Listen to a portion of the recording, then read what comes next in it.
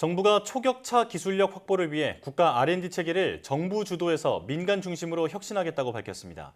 이를 통해 1, 20년 후까지 책임질 미래 혁신 기술을 선점하겠다는 건데요.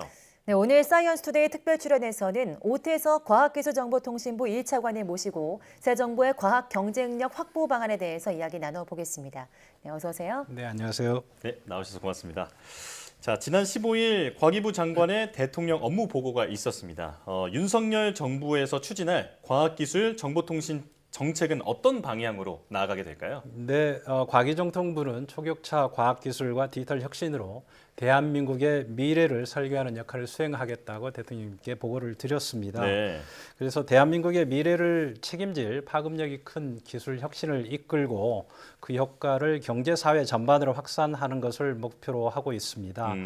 이제 민관 협업 없이는 국가 혁신이 어렵다고 생각을 합니다. 예. 그래서 과기정통부에서는 우선 연구개발 체계를 민간 주도, 그다음에 성과 중심, 변화에 유연하게 그런 체계로 전환을 먼저 하겠습니다. 네. 그리고 민간과 정부의 역량을 결집해서 미래 혁신 기술을 선점하고 민간과 함께 디지털 역량을 강화해서 국가 혁신 및 포용사회 실현을 구현하고자 중점적으로 정책을 추진해 나가도록 하겠습니다. 예. 네.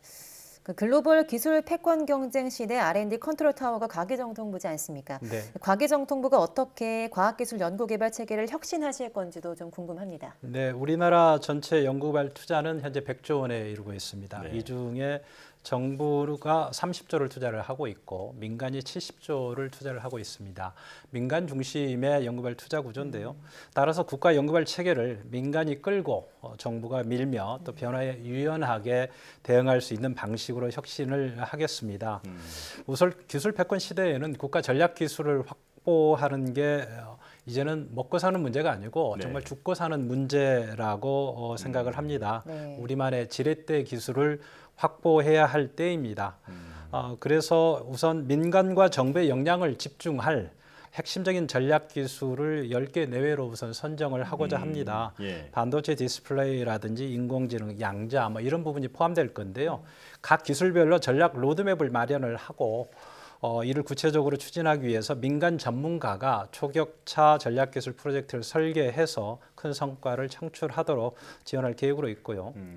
이 전략기술 확보는 과기정통부 혼자만의 일이 아니고 예. 산업부라든지 중기부 또 복지부 등 여러 부처가 함께 협업해야 되고 핵심 국정과제입니다. 따라서 이러한 작업을 체계적으로 지원하기 위해서 국가 전략기술 육성 특별법 제정도 현재 추진을 하고 있습니다. 예.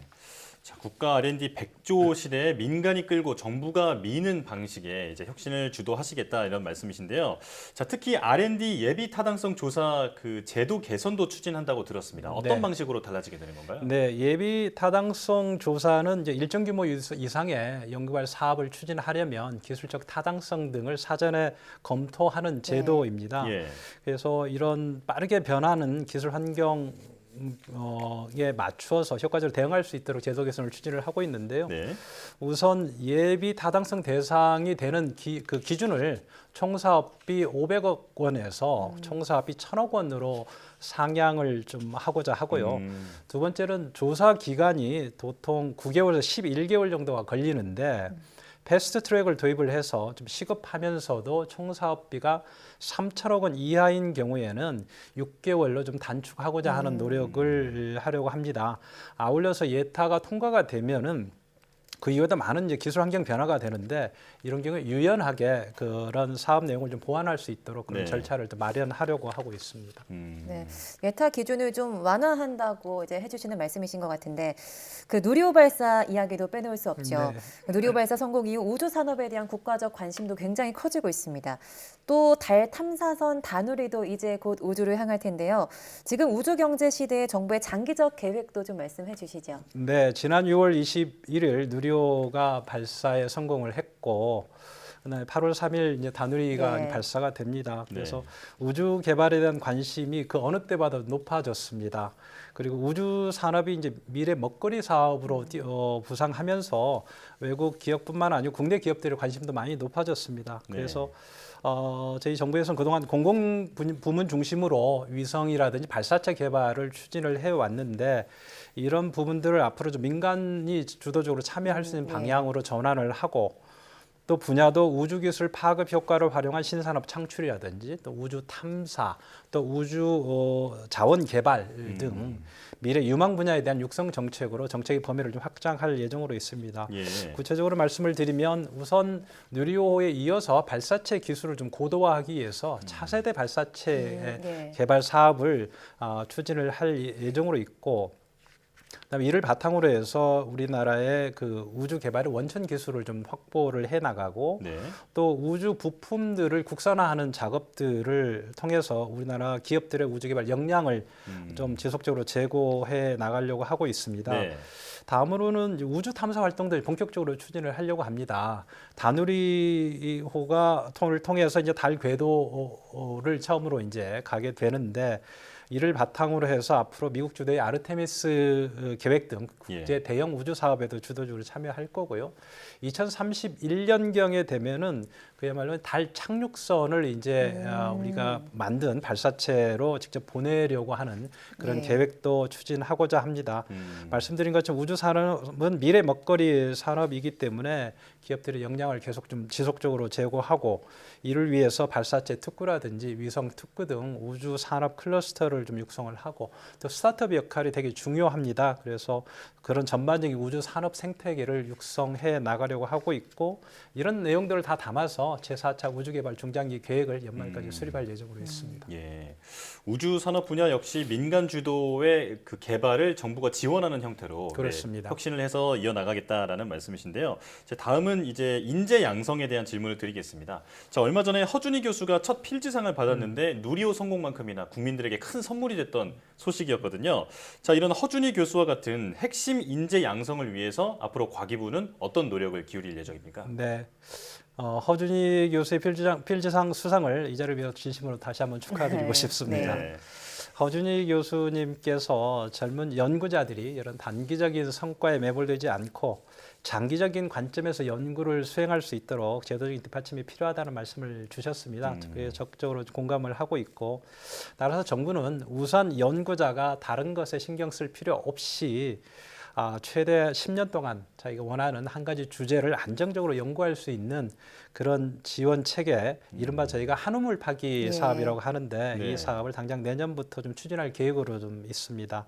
아울러서 이제 박사를 하기를 바꾸고 이제 박사 후 연구원 과정이 있는데 이런 박사 후 연구원들에게 해외 우수 연구기관이라든지 대학에서 연수할 기회를 제공을 해서 제2의 허준희 교수 같은 분이 나올 수 있도록 전폭적인 지원도 해 나가려고 하고 있습니다. 예. 네, 반도체 이야기도 계속해 보겠습니다. 윤석열 대통령이 반도체 중요성을 지속해서 언급하면서 관심이 굉장히 뜨겁습니다. 한국 반도체 산업이 초격차를 유지하기 위해서 정부가 또 어떤 노력을 기울일지도 궁금합니다. 네, 잘 아시고 있는 것처럼 우리나라 메모리 반도체는 우리 기업들이 굉장히 선전을 하고 있습니다. 그러나 시스템 반도체 분야는 여전히 조금 부진한 상황입니다. 그래서 정부에서는 현재 메모리 분야의 초격차 경쟁력을 유지 강화하면서 시스템 반도체에 대한 투자를 좀 더 확대하고 인력 양성도 시급하게 하는 게 좋겠다 판단을 하고 있습니다. 그래서 미래 혁신 기술 선점 차원에서 인공지능 반도체나 또 화물 반도체 등 반도체 분야 초격차 기술에 정부에서는 향후 5년간 1조 1천억 원 정도를 투자할 예정으로 있고 또 기업과 대학 또 연구기관이 보유한 노하우 또 이런 인프라들을 같이 연계해서 공동으로 활용하는 반도체 팹도 구축해서 지원할 예정으로 있습니다. 인재와 관련해서는 적으로 인재를 확보하는 것도 되게 중요한데 또 질적으로 타고난 인재를 양성하는 것도 무엇보다 좀 중요해서 이런 부분들은 이제 계약 정원제라고 하는 유연한 학사 제도를 통해서 좀 교육부와 협업을 좀 해나가고 또 기업이 직접 채용과 연계해서 실질적으로 직접 설계하는 교육 과정 또 재직자 멘토링 등을 통해서 실제적 교육을 또 확대해 나가는 노력도 같이 병행할 예정으로 있습니다. 예. 자, 반도체는 그야말로 첨단 산업의 쌀이라고 불릴 만큼 이제는 산업에서 없어서는 안 될 분야인데 이 부분에서 우리나라가 앞서 나간 덕분에 지금처럼 성장할 수 있었다라고 이제 분석을 할 수 있겠는데요. 이제는 10년 후에 우리 미래를 책임질 기술 확보가 중요한 때라고 보여집니다. 자, 제2의 반도체 같은 기술이 어떤 기술이 있는지 그리고 또 어떻게 육성하실 계획인지도 알려주시죠. 네, 우선 대통령께서도 업무보고 당시에 언급하셨던 것처럼 정부 연구발 투자는 민간이 할 수 없고 또 기술적 파급 효과가 큰 원천 기술에 집중할 계획으로 있습니다. 예. 그래서 과기정통부에서는 미래 먹거리가 될 도전적 혁신 기술 개발에 역량을 집중할 예정으로 있는데요.